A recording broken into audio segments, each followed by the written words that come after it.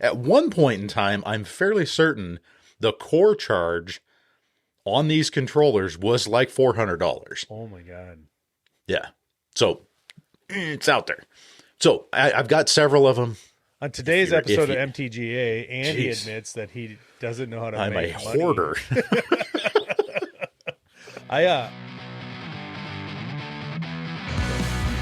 Everybody, welcome to the Make Trades Great Again podcast. I got to say that. I feel like I've said it every single time we've ever recorded.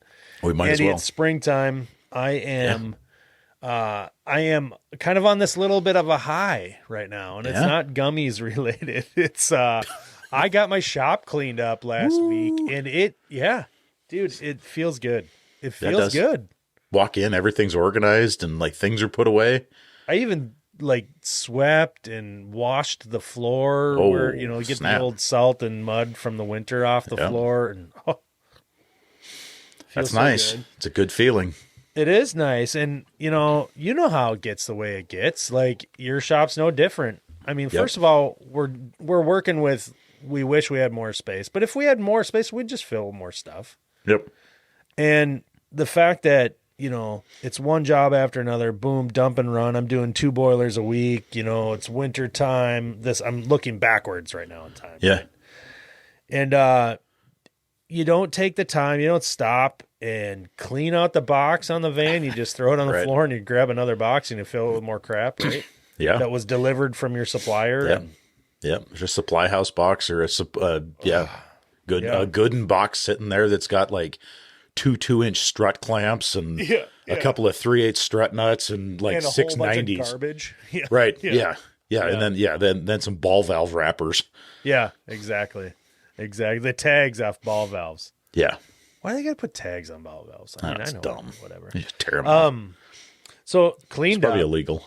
It's probably illegal if they don't. It's like the mattress tag.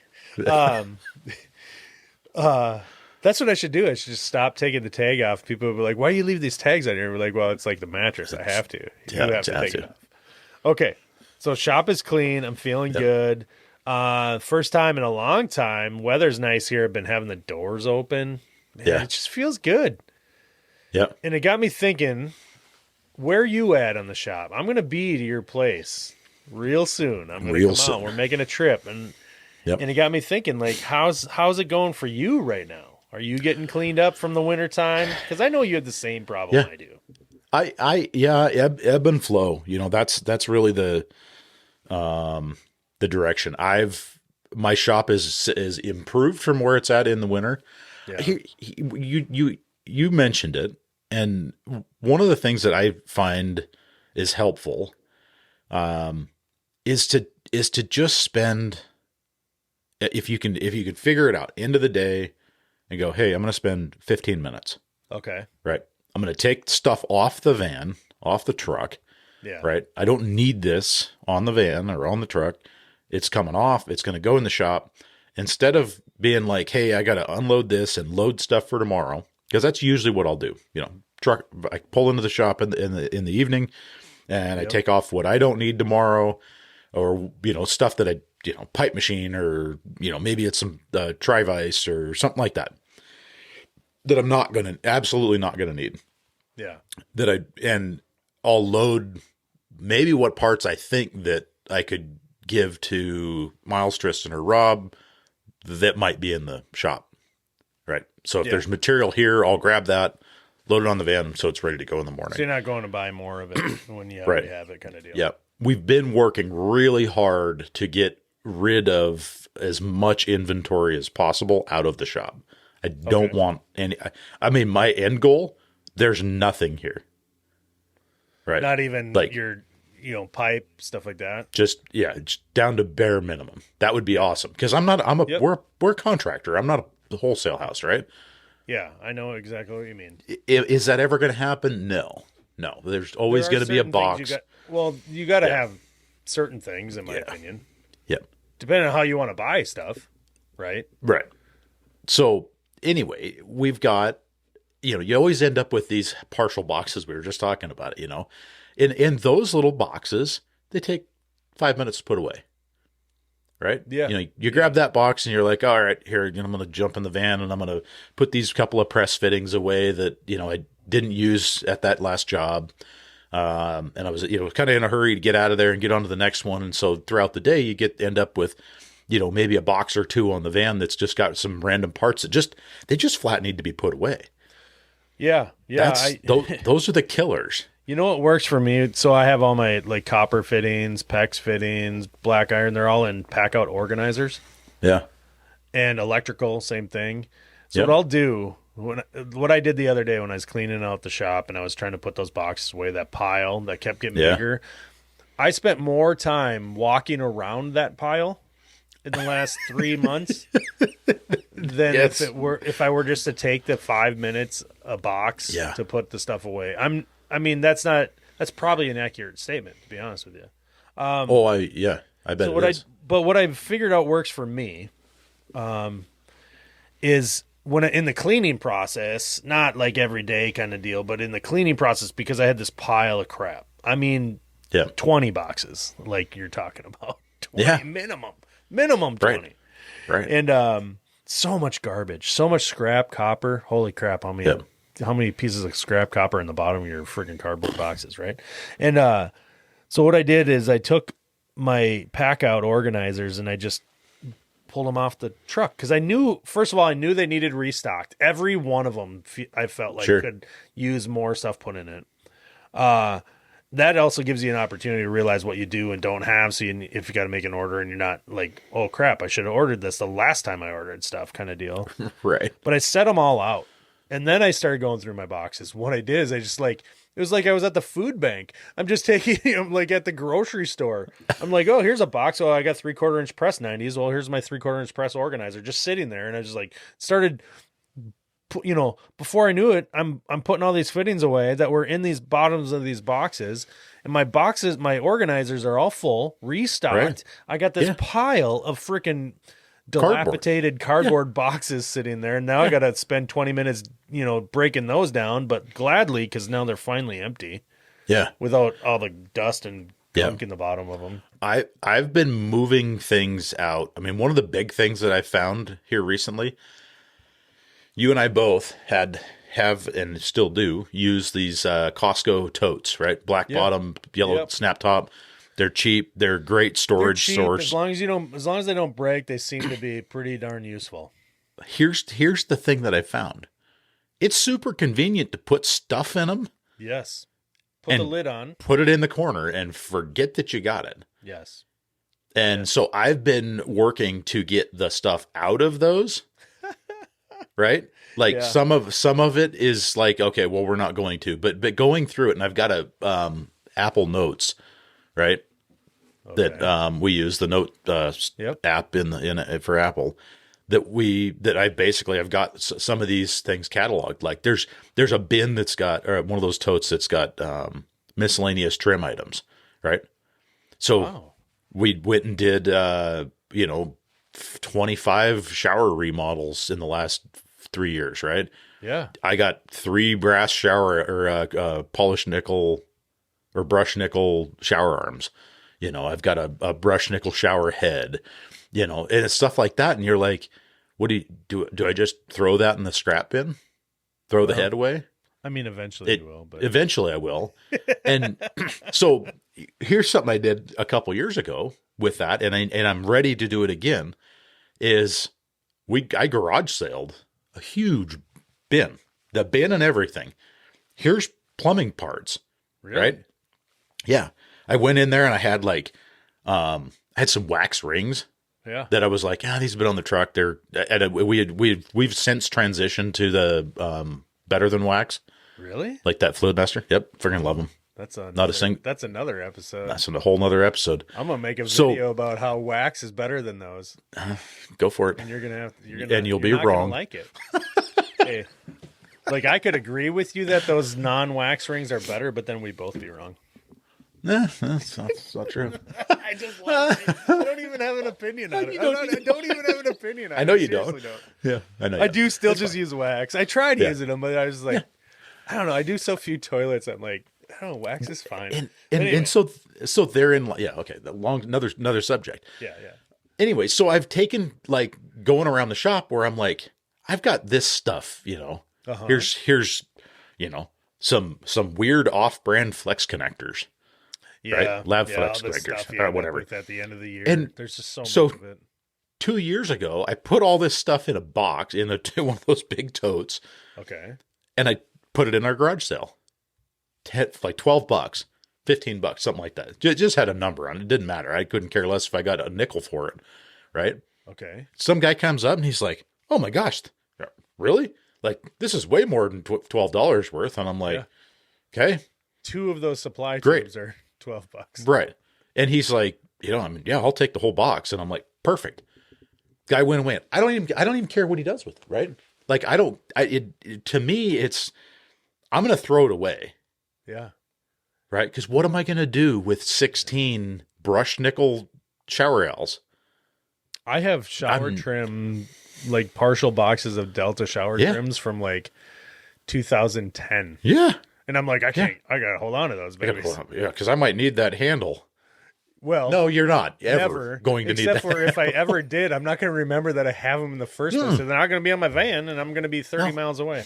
So we were a month ago, 2 months ago, we were cleaning the guys all came out. Everybody, we had a shop day, right? So it was nice out. I mean, it was gorgeous. It was like mid-February. Shop door was up, 55 degrees out. Everybody was just kind of cleaning their vans, cleaning cabs, straightening things up. Shirts are coming off. Got Kenny Loggins sun's out, guns out. Yeah. Yep. Kenny Loggins playing in the back. Then a sand volleyball game broke out. It's crazy. I know. Yep. And I'm digging through the container and I'm like, what's in that tote? And so Tristan and I are kind of working on the container a little bit. And I'm like, hey, let's grab that one. We drag this thing out. I'm like, this is the dumbest thing I've ever done. And it was that. Wait, what? They were partial shower trims. Oh, and you just saved a whole tote full of them. Yeah. And I'm like, oh. You know what garbage you need from shower trims? Nothing. You know what you need are the parts that you're not going to end up saving. You need the little adapters for the handle and stuff. That stuff's not always used. It's never left over. It's never not used. Yeah. You have the shower heads and the arms and the escutcheon because you used like a hand shower or something, right? Yeah. That's how you end up with this. Yeah, you put a slide bar on instead of. Yep. And in place of the yeah, you don't need that kind of stuff. No. You know what you need? So you need replacement cartridges for Delta PosiTemp, that's mowing. Thermostatic Delta cartridges that don't cost $60. Yep. That's what you need a box of, right? Here's Jesus, these things are freaking expensive. Yeah. Here's what I've got that I'm having a hard time with. Okay. Honeywell, what are they? RM7800. Power burner controls. They're a combustion controller. Big blue box goes on a big boiler. Universal combustion controller. Great big, like a blue cube, right? Yeah. They're like $1,000. Yeah. Okay. Yeah. I've got 5 or 6 of them. Why? Oh my God. That's so much money. Right. You didn't pay less. They're not new for any one of them. No, they're not new. They're either were spares. Oh, they were switched out. Yeah, they came off of boilers that we swapped out. Well, right? Because I was like, here's where I'm at with it. And anybody that's listening, anybody that's listening to the podcast that gets into that realm of ignition controllers and things like that. Yeah, gas. I am happy to send them to you for no monies. You help me with the shipping, whatever. Let's talk. DM me. I'll let you know what part numbers I have. I want these things gone.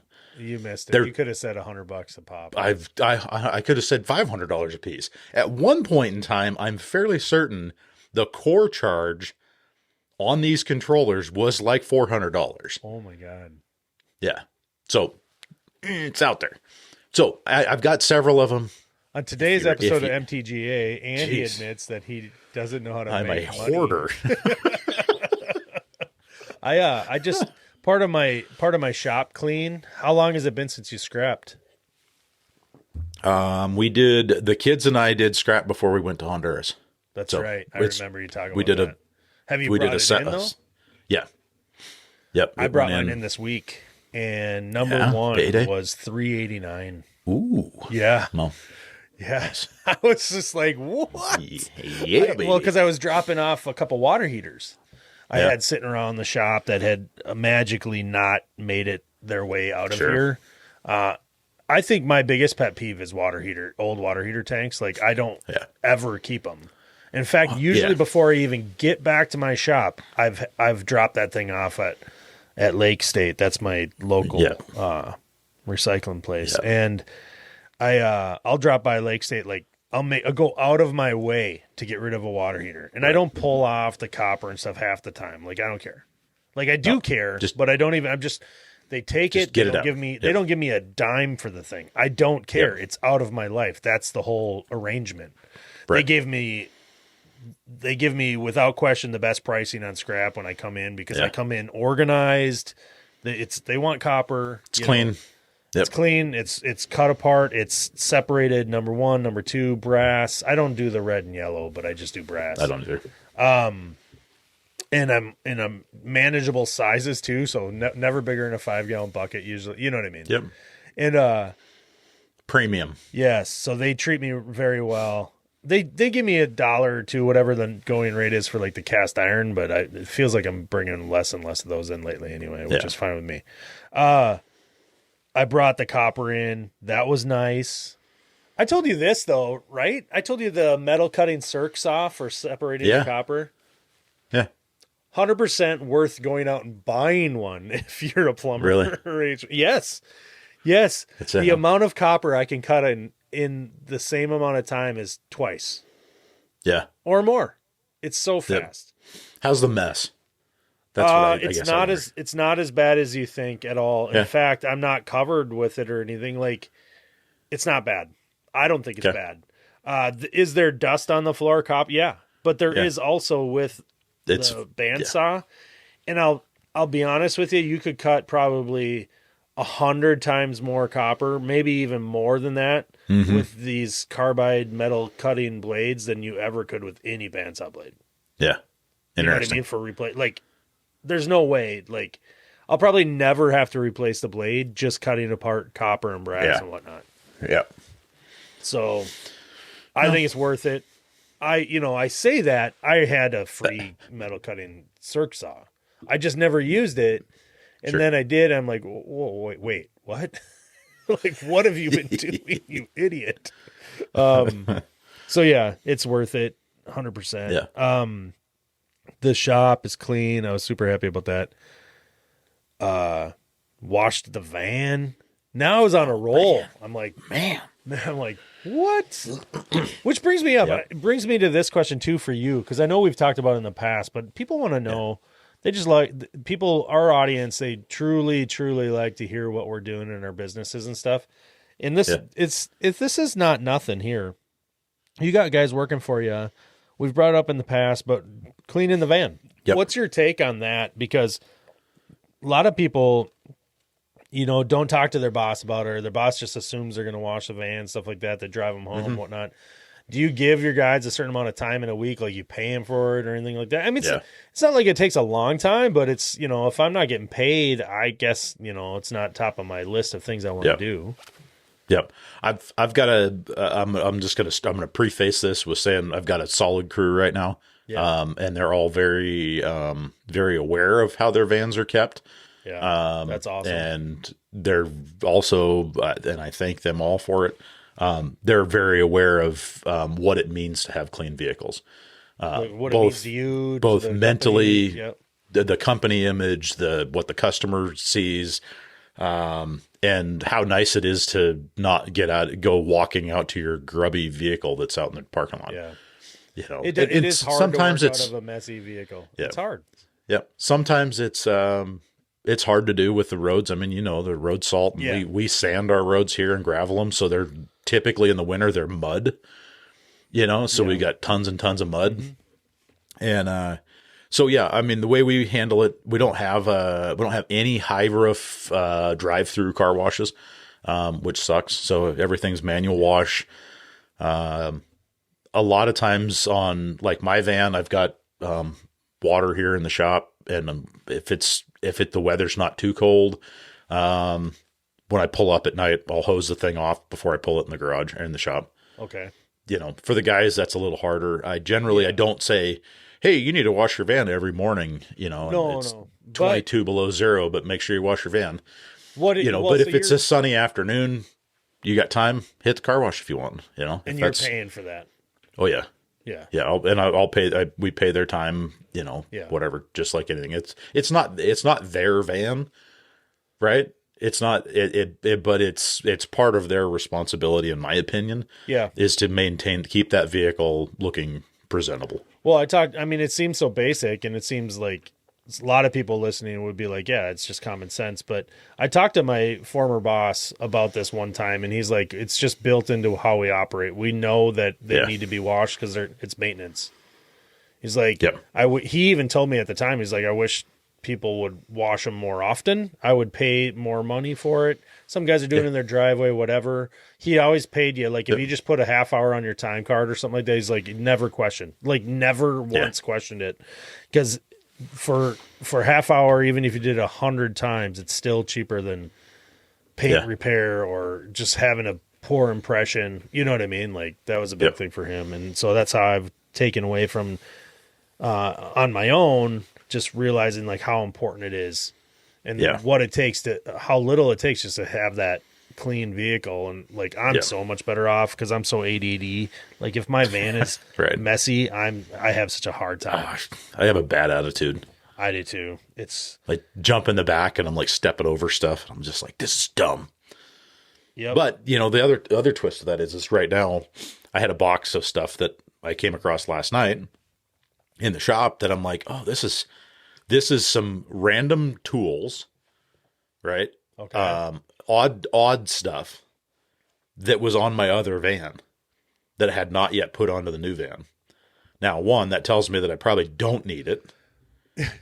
Your box of handled tools. No, the handled tools made it. That was transferred very early on.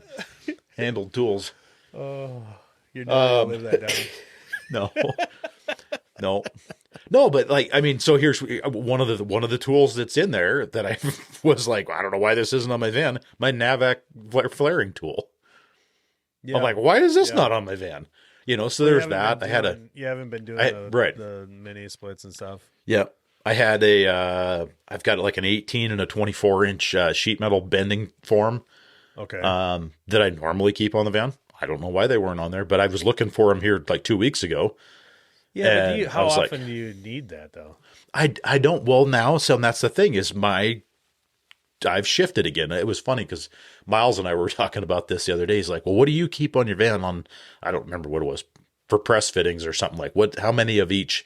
And I was like, I don't even know what I have for press fittings because I said, to be honest, I come out, my press tool rarely leaves the van, right? Okay. My hand tools will leave.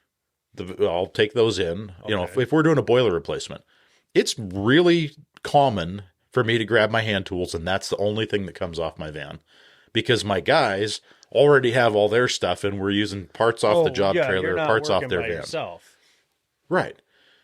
I mean, I do, but not on that capacity. No, I'm saying like for the boiler job, like the whole replacement. It's not, these days. And for a while, it's been that you aren't typically doing that on your own. You're there with one of your guys. Exactly. The two of you are teaming up on it. Yeah, no, I get it. It's time. I was even looking at, I was looking at the outside. I'm like, I should plant a tree over there by the shop, kind of. Yeah. Maybe a little apple tree. Well, whoa. Now you're talking. I wasn't even thinking about fruit trees. Jeez. How long does it take to grow a fruit tree to the point where like it'll start producing? I think fruit? 5 years, 4 years, depends on the soil. Oh well, my soil sucks. Yeah, you're on a gravel bot, like a gravel pit. Yeah, in the bottom of a gravel pit. I am. I'm like in the bottom of a gravel pit. Yeah, pretty close. Make fun of it. Okay, dude. We're like 25 minutes. We're gonna stop. We're gonna stop this time. It's fine. Be that way. I got to clean out a couple. I have a box in the back of my van. I do. I have a box in the back of my van right now. I should have taken your advice and taken 5 minutes, but I'm going to do that now. I'm going to take 5 minutes before I go to my job. I'm going to get rid of that box. It's going to be put away. There you go. I promise. Put it away. All right, dude. Too. What do people got to do to get a hold of us? Well, you could slide into the DMs. You get Eric at Mechanical Hub. You can get me at Mick_Plum, or you can get us at maketradesgreatagain@gmail.com. That's very cool. And you could also leave us a review on your podcast app. If it allows you to rate us, please do that. Yep. Let us know what you like. Let us know what you don't like. Let others know how to find us by giving us a review. We really do appreciate it. Thanks, man. Yeah. And this came up a couple weeks ago. Okay. If you haven't sent us your playlist, I got to tell you, I've been kind of enjoying getting these Spotify playlists from people. Well, Denver's was all country the other day. Denver's 90s country. That was a jam and mix, man. You guys, I got one from couldn't do it. Pat Cotto Okay. as well. Really? Did you look into his? This is something weird. yet. Now we're extending this episode a little. I don't know why this thought process never crossed my mind Get the words out. that they don't listen to the same music that we do. And I don't know why that I just never had the concept. I never thought about it. And so he sends me Not this sure what you playlist. mean by that. The Australians? Yeah. And so he sends me this playlist Is it, and I'm like, looking really at it and the I'm like, flute music? no, it's all, it's the same, right? It's the same. It's just not the same artist. And I'm like, I've never heard of that artist. I've never heard of that artist. I'm like, who the Doing heck the is same this? music? Oh, it's copyright No. stuff. What do you mean? No. It's music, right? It's just not people that you've heard. They're Australians. You know, I mean, why would they not have their own music, right?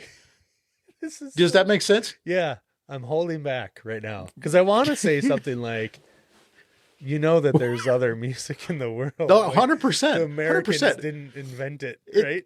It just never dawned on me. Like I've listened I know what you mean. to German rock bands Yeah. and other music from other, and I'm not saying that like it's all a didgeridoo, like that's not what I'm saying. but Oh, good day. But it's, man. They're like, yeah, right. put another shrimp Right. on the bobby, Yeah. bobby. It's not that. But I like I say I'm scrolling through his playlist. I'm like, who does Patrick listen to? And I'm like scrolling. I'm like, I don't. Men at work, right? Who is this? The deep Like, cut men at work because we only know 2 of their songs. From a oh, long geez. down under. Anyway, so All right, dude. thanks for that. I love it. Send them. Send the playlists, and if they don't include some Green Day, I'm not gonna listen to them. That's right. I'm just kidding. All right, fine. I'll talk to you. All right. See ya.